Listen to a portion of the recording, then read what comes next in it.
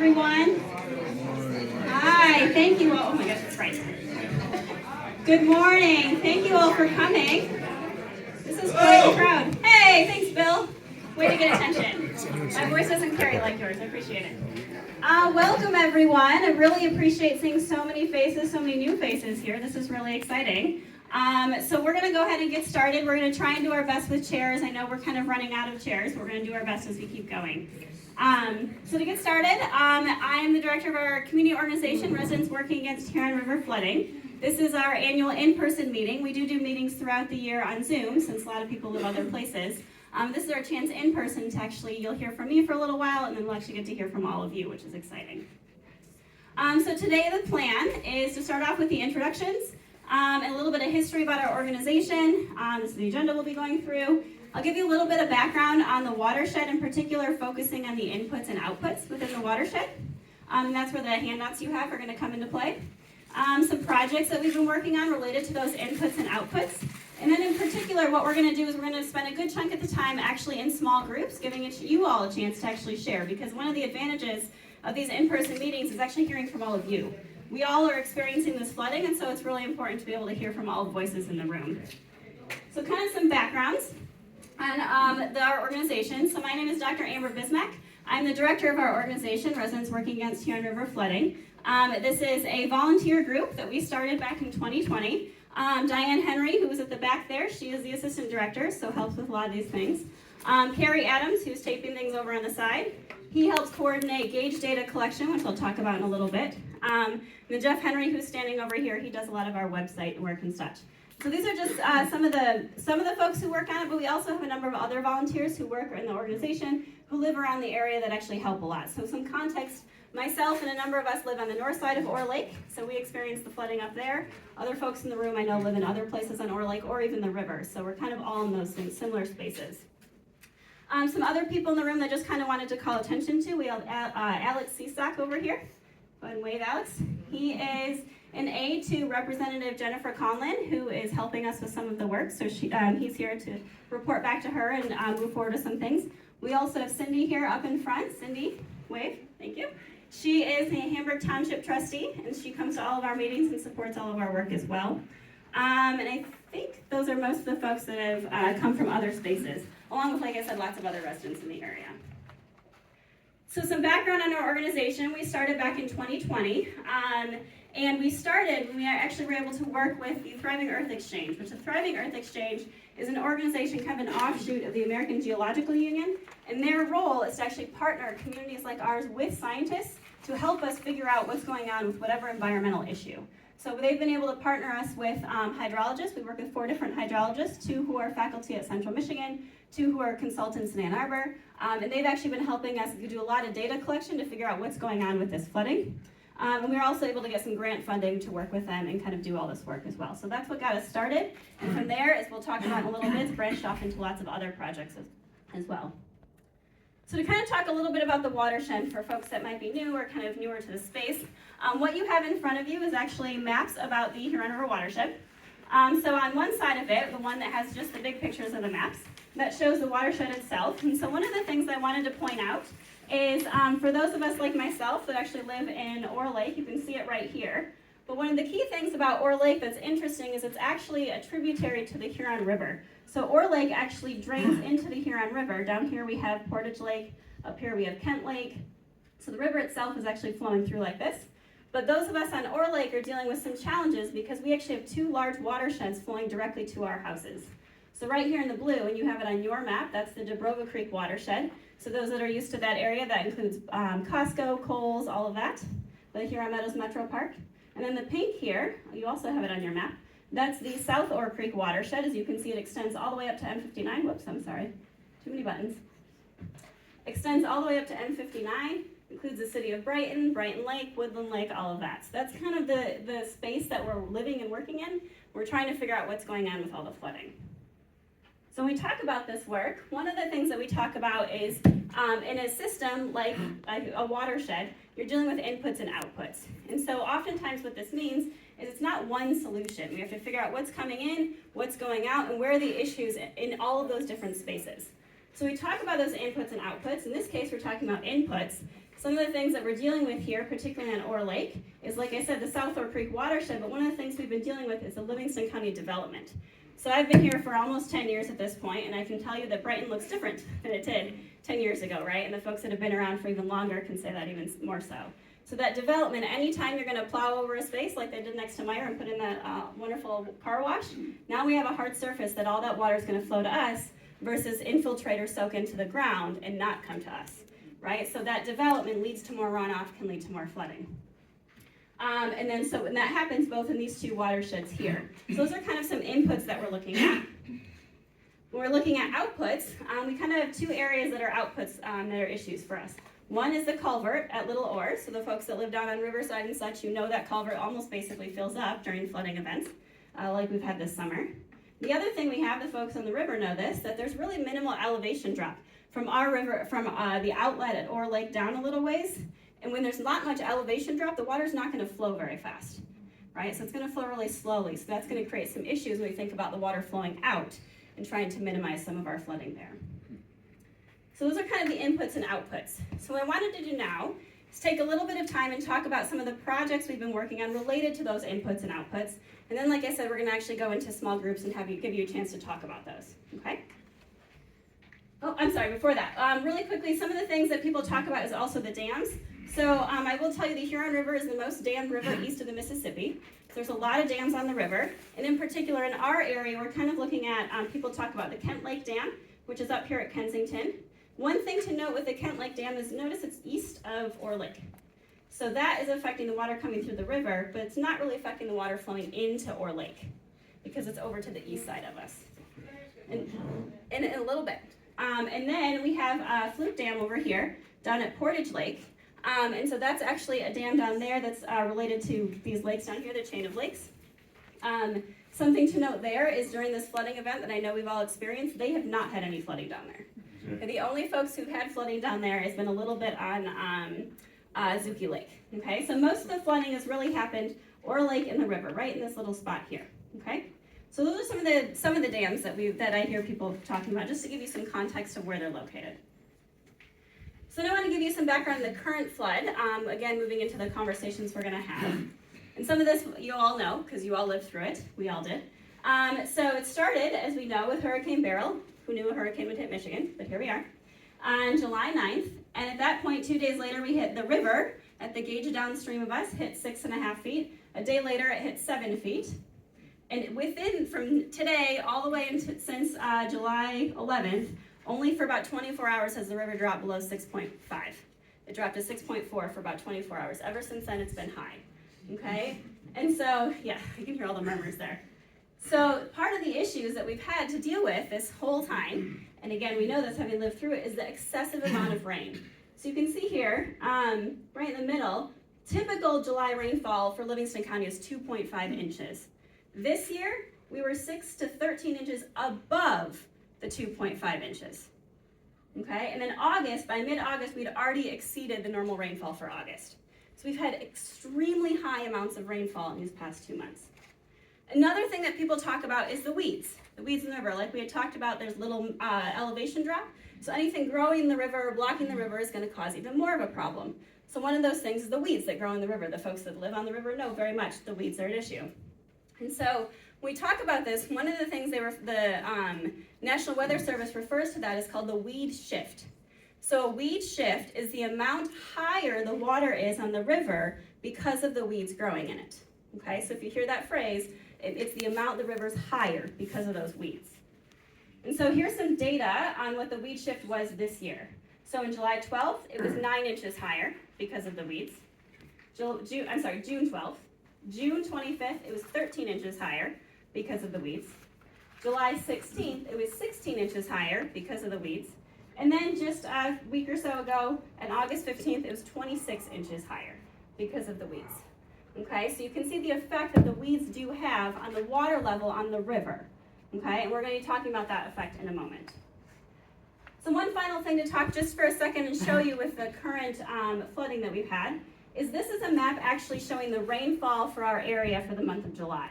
So this little dot here is the USGS gauge just down the river from us. Okay, so we actually live right in this area for Ore Lake. This red indicates the amount of rainfall in the month of July. And you can see it's basically the entire area of our entire watershed. So this is Flint up here. So this whole dark red here is the excess amount of rain that we've experienced in the past month and a half. Okay. All right, so to talk a little bit about those inputs and outputs and projects related to them, what I'm going to do is I'm going to give you some overviews of those, and then like I said, we'll break into the groups and you can hear a little bit more and share some ideas related to that, okay? So like I said, we've been doing this for 4 years, so we've been working on various projects at different times. So one of the main projects we have is looking at the upstream mitigation meaning trying to like stop the flooding, upstream work related to Ore Lake. So we're down in this space, so we have Ore Lake here, looking at really the South Ore Creek watershed and the Dubrova Creek watershed. And what we've been doing, working with our hydrologists at Thriving Earth Exchange, also working with the U.S. Army Corps of Engineers, is really trying to identify what it is that we can do upstream on those creeks to hold the water back so it doesn't keep coming at us. The township does work on the river going downstream. They've done that for a little while, which we'll talk about in a moment. No one's really looked at the upstream efforts, and that's one of the key pieces that we're doing. So we had a grant with our hydrologists, which I just met with them yesterday. We also have funding through the Army Corps of Engineers, $150,000. What they're doing is they're actually developing a model to identify what will work. So they have all of the data we've been collecting for 4 years now on those creeks and the outlet at Little Ore to then put that into their model and say, if I do this, will it stop your flooding? And I met with them yesterday. They were approximately 4 weeks out from giving us an answer on that. Okay, so we're very close. And in meeting with them yesterday, so I said it's federal funded, completely funded by the federal government, $150,000. They are so concerned about our flooding that they're actually put in an extra $25,000 to make sure they get us answers. So we are going to know in a few weeks' time, fingers crossed, what we can do upstream to actually stop the water from coming in at us, okay? So that's one of the projects we're working on. The other piece to it, you'll see here under our Watershed Council here, I'm on their board of directors, and so what I've been able to do working with them is having them come out and do a wetland assessment in these areas just north of Ore Lake here to identify what species are there, because different plant species hold different amounts of water. So if we have a whole bunch of invasive species, they may be holding less water inside the plant than the native plants. So for them to be able to come in and give us that assessment work is going to inform what we can do upstream to hold that water. So then another thinking about the input, I had mentioned all the development in the South Ore Creek watershed and the Dubrova Creek watersheds here. So one of the things we've been doing is actually working with a high school, Innovation Academy up in Howell, and actually trying to identify using GIS the direct effect of the development on the flooding. And the advantage to knowing that direct effect can actually mean we can start pushing back on the city of Brighton and other places and saying, hey, you're doing this, it's causing us to flood. We need to stop doing this, and this is how we can work to do that. So we've been working with the students to be able to do that. There is a study that came out from that using qualitative data to identify the effect of increased development from 2000 to 2021. And what that showed is actually the increased development changed the types of wetlands in the entire South Ore Creek watershed. And different types of wetlands, again, will hold different amounts of water. So that kind of change does have an impact on the flooding. So we're continuing to do that work with them, looking more this time at the quantitative side of that, what that looks like. So with numbers versus qualitatively. So then lastly, for the inputs, we talk about projects. We've been working with the Huron River Watershed Council, and they are actually working with the University of Michigan to install what are called nodes or gauges on South Ore Creek and Dubrova Creek. So right now, all of us sitting in the room, we know the only way to officially real time, so at any moment, go on your phone, go on the computer, determine what the level is with the gauge that's downstream. And I always tell people that's not necessarily our water, because that's the water from Kent Lake, that's the water from Waterford, that's other water. Part of it's ours, but not all of it. So just because the gauge downstream says that it's 7.2 doesn't mean we feel 7.2 on our lake. The problem is we don't have any at the moment, any real-time gauges to tell us what is that water coming in.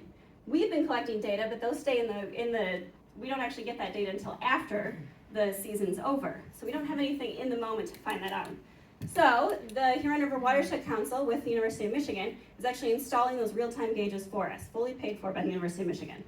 So when you go in, you'd see a screen like this, and once they're installed, I'll do a meeting and we can talk about how to do this, but you can click on whatever the gauge is, and you'll actually get levels. So for example, if we get a bunch of rain, you can go in on a Tuesday and say, oh my gosh, that's where it is. Go in on a Wednesday and say, oh my gosh, it went way up. we have a lot that's coming, we need to get ready or whatever. So it starts to tell us when this gets here, we actually are here versus trying to wait until you see what the river does later. So those are our projects and the inputs coming in. So then we think about the outputs. Now remember we had talked about those two areas. So there's the culvert at Little Ore and then this low area of the river that doesn't flow a whole lot. So one of them is weed harvesting. So this is done with Hamburg Township. Hamburg Township pays between $10,000 to $15,000 a year to harvest the weeds. And this is actually a picture of what the weed harvester looks like. So the weed harvester goes in, they float it in, it goes up and down the river in certain sections, cuts all the weeds and takes them out, okay, which is great. When we think about that weed shift, that matters, right? So last year, I can tell you, we have the data from all the data we've been collecting. After they harvested the weeds, about a day later, the river dropped 10 inches and we dropped 8 inches. We have the data to show that. So it matters. We see a direct impact. The challenge, and this is what we work with, the challenge with the weeds is that they can't get this harvester, this giant, very heavy machine in, unless the river is no higher than 5.5 to 6 feet. Yeah, you're laughing. When you think about this year, we've got a 6.4. We're kind of stuck, right? So we have this issue, they can't get the harvester in, we can't cut the weeds keep growing, okay? The other issue with harvesting the weeds is that based on EGLE regulations, the state of Michigan, you cannot harvest weeds before July. Well, I should say in May or June. You can't harvest weeds in May or June because of fish spawning purposes. So we are kind of stuck in that we can't harvest in June when we know the weeds are starting to grow. We're stuck to wait till July, and this year we got hit by a hurricane in July and we didn't recover. So we're kind of in this downward cycle with that. So this is kind of one of the other issues in projects, thinking about one of the things we're doing, working with Representative Conlon's office, is saying, how can we get a waiver from EGLE to let us harvest in June? We know it matters. We have the data to show that. We need to be preemptive in this work so that we're not waiting and getting stuck later. So that's one of the projects we're working on. So another thing that folks have been talking about is the Fluke Dam. So I know there were some questions about the dam, so I want to address that here. So all the dams in the state of Michigan, the level the dam is required to be at is regulated by the court system. So the court determines what the dam height has to be in the winter, what it has to be in the summer. You can't change it. So it's not something where someone can go, oh, they're flooding, drop the dam. We can't do that because the court says it has to be at this level. And I can tell you there's court cases against places that have tried to do that where the level has changed. So they have to keep it at that point, okay? So trying to change those levels means going through the court system. The other thing to know about the Fluke Dam is that the paying for the dam itself is through a special assessment district called a SAD. So residents pay into that through their taxes and they use that to actually upkeep of the dam. Now, I know some folks have been talking about it. One of the challenges with the Fluke Dam in particular down here at Portage Lake is that it's actually currently broken. So it's going to take, from what I hear, about $400,000 to fix it.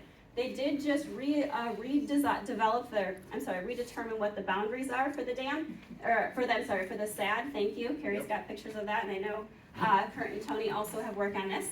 So what they did, the court system recently, just a week or two ago, they did pass to expand and change the boundaries of that SAD. So they're going to get hopefully, more money to be able to repair that dam. So that is coming down the road. But again, they can't change the level of that dam unless you go back through the court system to get the levels for winter or summer changed.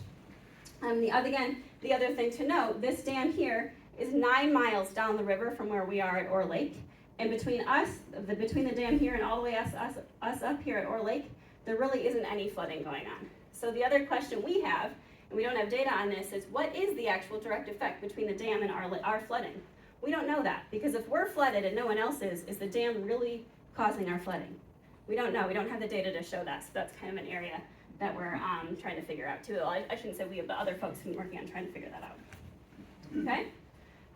So those are kind of the main projects we have going on related to the inputs and outputs. The other projects we have working on right now is flood response. So basically, how people respond during these flooding events. Now, those of us who have been through this before, typical flooding, we're going to deal with it for about a week or two, right? It's terrible, it really sucks, but it then goes away. This is crazy. We've never had a flood last this long. And so this has created a lot of questions about where's the response, what do we do? So one of the things that we've been able to do working with Hamburg Township and the county is to get sandbags for homeowners. So that's been really helpful. So folks who need sandbags, we can get them out. Sometimes they have pumps that can come out and help as well. So if you're ever, next time we have a flood, because I know that we will, I'm sure, reach out, we can get you sandbags. So that's something that we can get a response in the moment. Now, one of the things that's been very difficult at the moment is this disaster designation. So the folks that were here last year, remember that we flooded in August 2023 when the tornadoes came through. See some head nods. At that time, because those tornadoes came through, the governor declared a disaster, the president then declared a disaster, and that opened up what are called low interest loans for homeowners. So it opened up some support at that time. So I've been trying for weeks to get a disaster designation or something so that we can get some support. Now, some of the challenges we're running into. The way this works is that levels of government can't do a whole lot until the lower levels of government do something. So for example, Hamburg Township needs to declare a disaster before the county or the state can do anything. Now, hold on before we start yelling at Hamburg Township.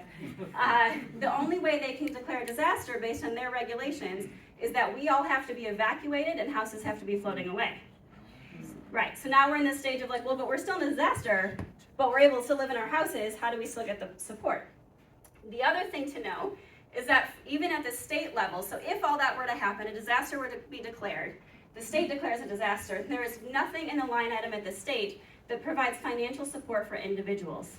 All they do is provide financial support for public properties and then the low interest loans for all of us. So it's not direct support for homeowners. That's something that we're actually working with Representative Conlon's office to get legislation through to have a different disaster designation that says we don't have to be evacuated, but we still need help. And the money attached to it so we actually get the help and support. So that's something we're working on moving forward. The other thing that we've been trying to get together, particularly with this flood, because it's been so long, is the resource support. So after a lot of phone calls and all the agencies everywhere, I'm still working on Army Corps of Engineers, which I'm hoping they'll come through soon. In the meantime, we have been able to get some support from the Red Cross and the United Way. So Red Cross, we can reach out and actually get cleaning supplies or other support from them. United Way actually provided cleaning supplies, so when you leave today, they're sitting in the back. Please take them.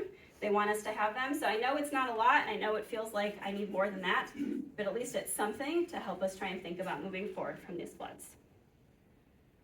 Another thing we're trying to do with the flood response is look at the change of the flood level. So the folks that have been here for a while know that the flood level, which basically means that USGS gauge downstream, where we start flooding, or what they call minor flooding, used to be at 6.5 feet, okay? And those of us who live, especially on the lake and the river, know that at 6.5 feet, I've got water in my yard.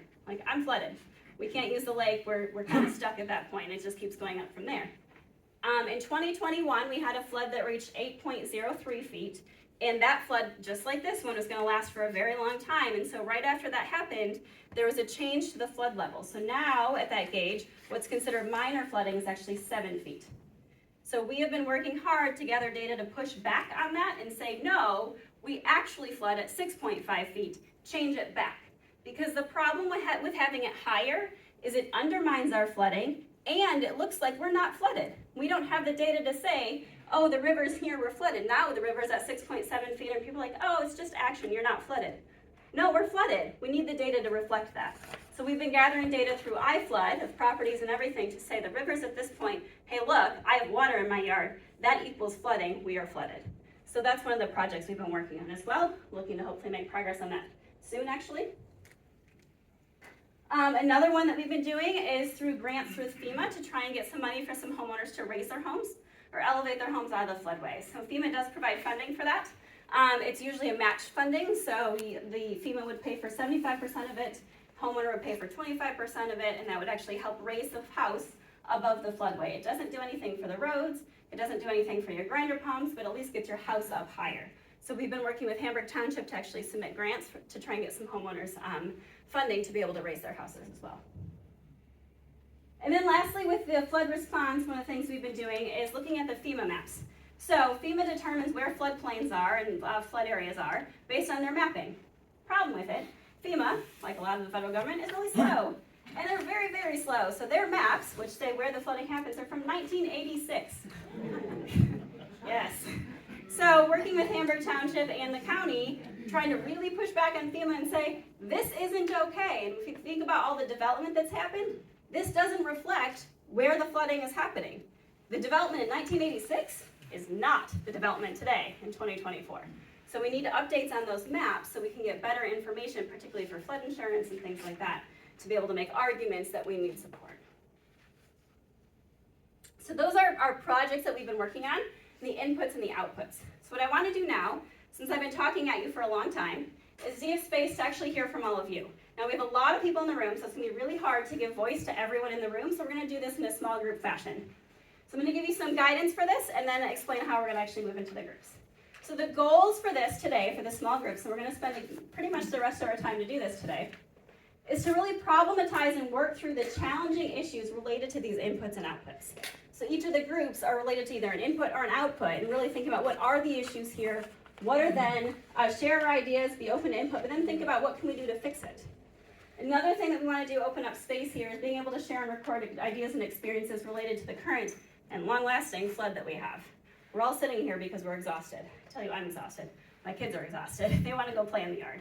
Can't play in the yard, right? Can't go swimming, can't do the things. So this is our chance to also share our concerns here and think about what can we do moving forward. Sitting here and complaining, we need to complain, it's important, but it doesn't make progress. It's true, we want to be able to express our feelings, like that's a real thing, right? But we also want to make progress so we don't keep going through this. So we want to kind of give space to do all of these things. One of the things that I want to make sure we all recognize when we're doing this is that when we're in these groups, we're respectful, we're listening to each other, making sure that all voices are heard. Okay, it's not just a few people sharing, but everyone gets a chance to share their ideas, their experiences, and in particular remembering that though we're all experiencing the flooding, we're experiencing it differently. I have young kids, someone else may be elderly, with different experiences. I'm in one part of the lake, someone else is in a different part of the lake, right? So recognizing that even if the experience is different, it's still an experience and it matters. So make sure we're listening to each other when we're in those spaces. So in those groups, we have some guiding questions on the board just to help the discussion. You may or may not want to focus on them. It's up to you and your facilitators. In particular, there's asking what are the top problems or challenges related to the input or output that you're discussing. What are the solutions that you're suggesting for addressing the stated problem or issue that you're trying to talk about? And in particular, what would be the next steps for that? So getting that help there. Other ideas you have for addressing the problem or challenges, or the other things that weren't talked about today that you'd want to share and have us start thinking about. And then any other concerns or issues related to the recent and extended flood, okay? So one thing to keep in mind as you're sharing things and thinking about next steps is also think about how can I help with this? So I can tell you all those projects we just talked about, it's about 10 people doing all that work. There's a lot of us experiencing it, and so we need help. So when we're thinking about like what are the issues, think about how can I help? What is my expertise there? What is my interest? What can we do to be able to make that progress? More people make lighter work, right? Okay, so these are the groups we have. We have one group on upstream inputs up here, looking at in particular that upstream mitigation that we've been doing with the data collections and also those real-time gauges coming in and any other upstream work that you want to discuss. Other upstream work looking at the development in Livingston County. That is, I don't know where the groups are, sorry. Inputs. Oh, I'm sorry, this is the urban development up here in Livingston County. The first one about the mitigation efforts and the gauges and such is over there. Oh, I'm sorry. Another output, when we think about the outputs, we have the weed harvesting and the logs. So another piece I forgot to mention, the logs. Something else that will block the river is any logs or down trees or anything, right? And so Hamburg Township is actually working to get a contractor, hopefully this week, I think. We already did that. Oh, you did? Thank you. Hamburg Township. They already got a contractor in place, so anytime there's... No, not a contractor, an RFP. Oh, the RFP, yeah. They put out a request for proposals. They have contractors who've applied, and very soon they'll be hiring a contractor, so anytime we're flooded, they can go out and actually remove the logs right away. Okay, so they don't keep blocking the river. We did hire someone. Okay, they did. They did hire someone, so we're in that progress. So looking at the weed harvesting, the log removal, and any other outputs going on, that is back there. Thank you everyone who's already read those posters. And then another outflow looking at either that fluke dam or any other outflow issues, that's going to be up here. And then we have two groups looking at flood response. So if that was something that you're like really worried about, what that might look like. One of them is the FEMA grants and the disaster designation. So how do we get that changed so we get support? That's back in the corner over there. And then the last one is looking at the changing flood levels in the USGS gauge. That's going to be up here and other work there, okay? So what we're going to do is, and you'll get into those groups, you'll have those discussions, those guiding questions to kind of lead that. There's facilitators to each group. Thank you all the facilitators around the room who've been willing to help. And then we have chart papers. So we'll be actually recording ideas. You'll get post notes you can put up there, all those things. So we want to capture that moving forward. All right, so at this point, what I'd like you to do, take a second look around the room. What, Sam? Yes. Some people didn't get maps today because we ran out and we're sorry. So we're gonna post the whole presentation, we're gonna post on residents working against Kern River flooding. And you're gonna have the maps that way, we're gonna be able to zoom in and zoom out, see the whole thing. So what Diane is saying, thank you Diane, is that some folks didn't get maps because we ran out, sorry about that. So exciting large crowds. All of this is going to be posted on our website, okay? So you'll be able to have access to it, including the presentation and everything. Okay, so let's at this time go ahead and move around. We can move chairs if we need to. Be safe when you're moving. We'll spend the next 15 to 20 minutes actually discussing. I really appreciated hearing all the conversation. I didn't have a chance to go around and hear it all, and I know that everyone was in their own groups. All right, I'm going to do my,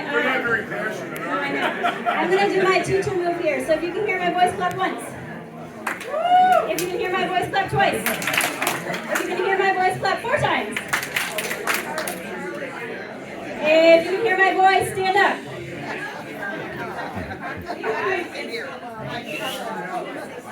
Tell them you're going to do the other one. Alrighty, thank you everyone. So this has been really awesome to have all the conversations. I know because we've been sitting in the individual groups, we haven't had a chance to hear what different groups are talking about. There's been notes around, so as we kind of leave the room, you're welcome to go around and see that. However, I want to give just about 1 minute to each of the groups to share. Then we'll make a few final closing points about a few other things, and then we'll pull it all together. We're always welcome to, thank you for that. We're always welcome to stay after too and have conversations. So we'll go ahead and start over here with Maureen and the changing flood level for a 1 minute synopsis. So we had just a very small group. Some of the questions that came up was who changed it. It was at the November 2nd, 2021 meeting where the Board of Trustees voted on it in Hamburg Township. Question was, how long had it been identified as a 6.5 level on the gauge to indicate flood before it changed? Why did it change?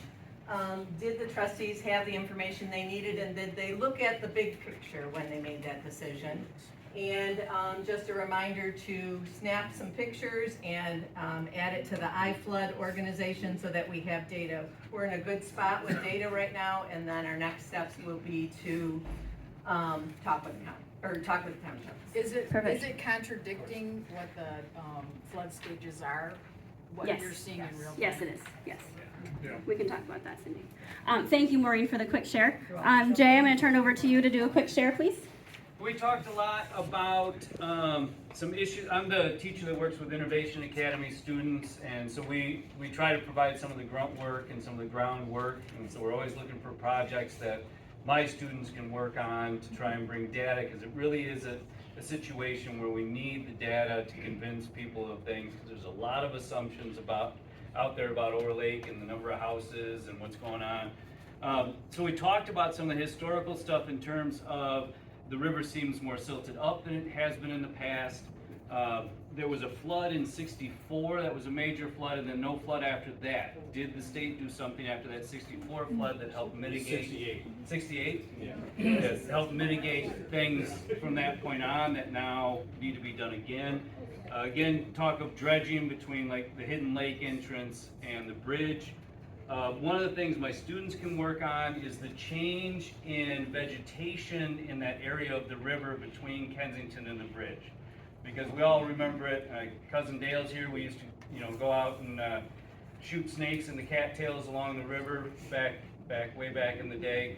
And there doesn't seem to be as many cattails. That vegetation is changing, and so is that changing the retention of the water in that area of the river? And then also looking at car wash runoff. We all know that Livingston County has more car washes than the rest of the state combined. But all of that's in our watershed. So looking at what, moratoriums on maybe building some things like car washes, perhaps there's enough of those. And then also looking at remediating some of the mismanagement that may have happened in the 80s and 90s in the flood zone. How do we deal with that? Maybe asking Conlon's office to put some pressure on some things. So that's kind of what we went over. Perfect. Thank you, Jay. All right, we're going to turn over to this group here. Carrie, very fast synopsis. Yeah, Fluke Dam, we talked about it. Mark brought up the fact that the repairs on the dam are actually about 800,000, not 400, so it's pretty expensive. And right now it's under manual operation only. So there was talk about there is some flooding between us and the dam, various levels. And so one of the things is the dam levels are changeable based on Mark said. That this thing about they're really hard set, you can't change them all. There's ways to get around that. The biggest thing that I think we got out of between Carlos, Mark, and everybody else who put in was, we don't have any data gauges like we have around our lake, all the wood sticks and all those things. We don't have anything down there by the dam, but what we do have, and what we can get, is the dates that they changed their levels. We may be able to see when did they change their level and what happened to our data, because we're taking data every day. We may be able to somehow tie together to determine what percentage of that dam is actually affected. Is it 20, is it 80, we don't know. But if we can tie the level change that they have with what happens on our lake, we may be able to make a story. So that was the biggest thing that came out of this. That's awesome. That's really helpful. Thank you. And thank you, Mark, for sharing that. I'll give Mark a chance to share in a moment. Let's look at the inputs over here. So Diane, a quick synopsis of what you all talked about. So we had to draw a map of what our inputs were, because from the map on the screen we didn't really see really well. So we have the Southward Creek map, and we have the Dubrova Creek. And the Dubrova Creek is kind of a hidden thing that people don't really know about. The Kroger at Grand River and Old 23 River Lake Road is in our watershed, and that all comes down behind our properties. And then we had a suggestion that maybe they could take from the Metro Park, where they could put a new little tunnel or underground culvert and send that water to the river faster instead of having it come this way.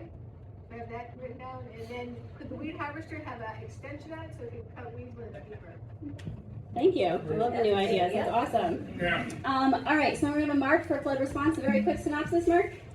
The city brought up an important meeting, October 21. There's a FEMA town hall, and they're going to try to explain more about what FEMA does and some of the rules and that for funding that. So that's October 21 at 7 p.m. So that should help.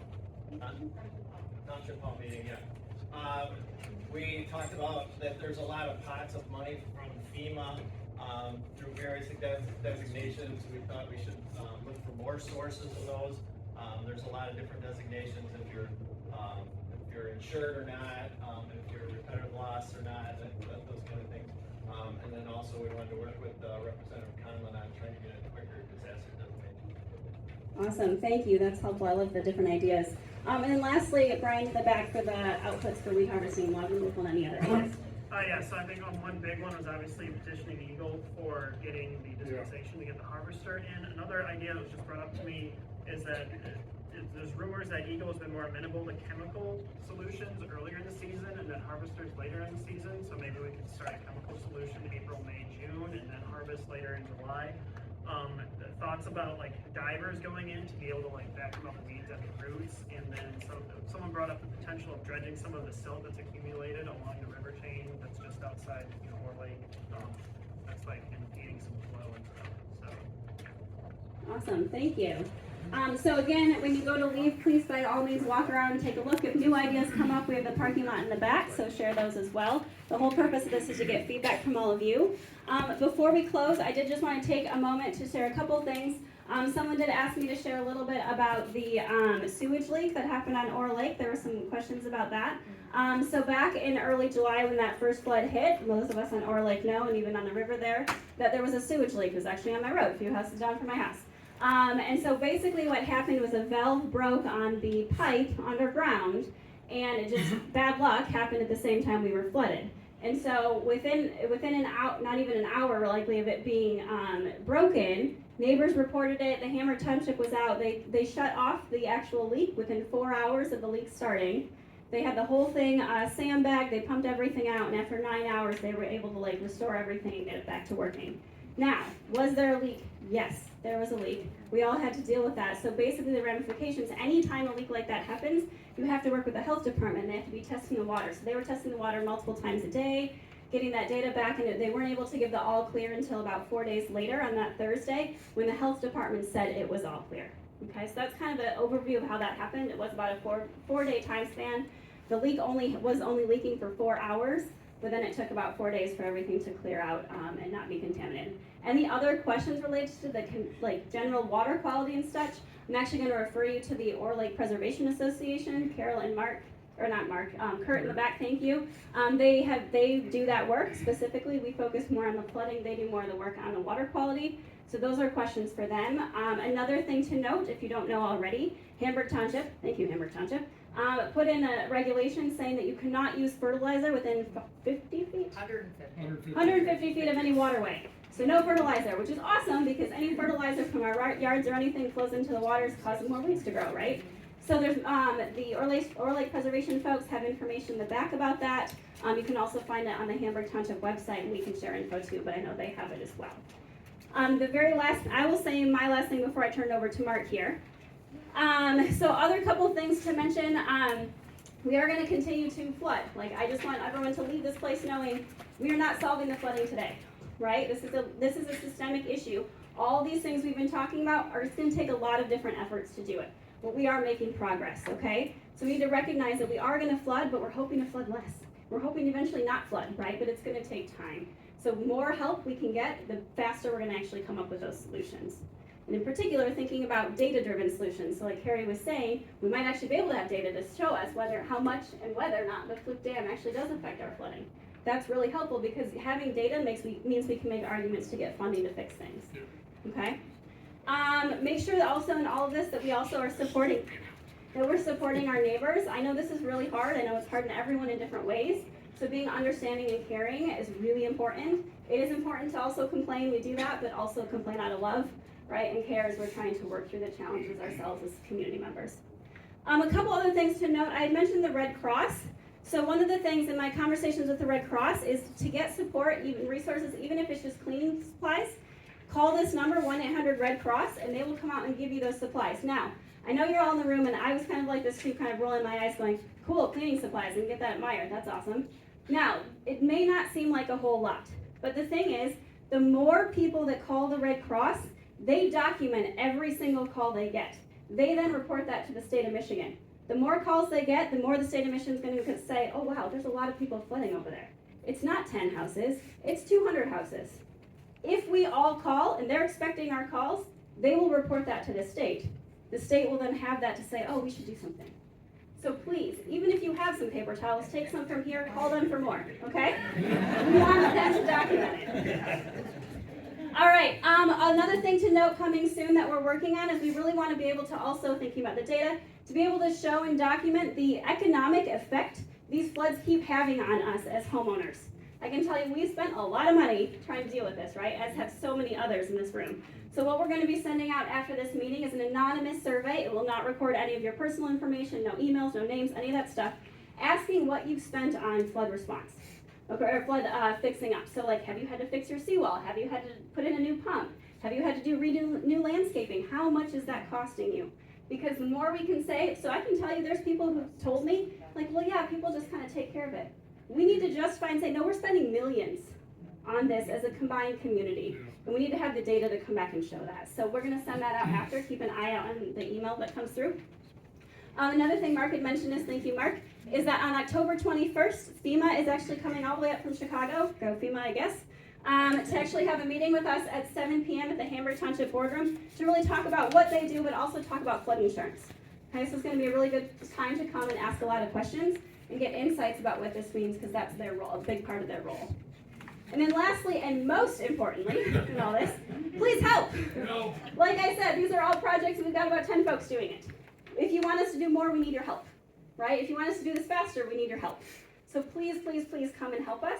Even if you're like, I have no idea how we can help, that's cool. Tell us you're gonna help. We'll find a spot, I promise. We have tests, okay? So please come help in whatever capacity that is. We really need that. Yes, Diane? There's sheets on the back table back here for each of the different categories we got up today. You can sign your name on there. Okay, so you can hear Diane in the back. There's the different groups and such to put your name on it. Or if you don't know, just put your name on it. We'll just say, I'm not sure, and we'll find a spot for you. We will reach out, I promise, because we can use the help. All right, so at this point, our part of the meeting is over. However, we do have Mark here, who's actually president of the Chain of Lakes, and he's able to share some more information that I didn't have about the dam and so on. Hi, my name is Mark Teicher, and one of your members, Carlo Martina, on our lake is also a member of the Huron River Chain of Lakes Association, formerly known as PBWOA. And we've gone through a lot of these same issues that you have, so I had to bring my invasive He's been dealing with invasive weed meetings since he was, I think about 2 and he's 8. But you can stand still, please. The Huron River Chain of Lakes Association, so HR COLA, the way to think about it, you certainly are invited to be a member. You don't have to be a member to get all of the information and resources right off the website. I also have the pleasure of serving with Amber on the Huron River Watershed Council, and I would tell you, just go there, and there's an enormous amount of resources. I'd also tell you that I'm the vice president of the Michigan Lakes and Stream Association, so it's mymlsa.org, and we put out a quarterly magazine for helping lake associations like yours with a lot of the same problems, some different problems. And I brought some of the magazines that are in the back if you'd like. You don't have to be a member to go on, but it's you don't have to recreate the wheel every time. A lot of it is already there. So Carlo, thank you for inviting me, and thank you, Amber. Thanks, Mark. Thank you, Mark. All right, Remy, you want to say hi? Hello. Wait. Make sure the weeds will finally go down because I really hate them because every time I go to the sandbar, I and take my shoes off last time, it felt terrible. So make sure Us too, buddy. do not put fertilizer in the water and make sure fertilizer doesn't go close to the water. And Future leader. I also want to say thank you to everyone 6 years I've been doing it. who Thank you, good job. The words of kids.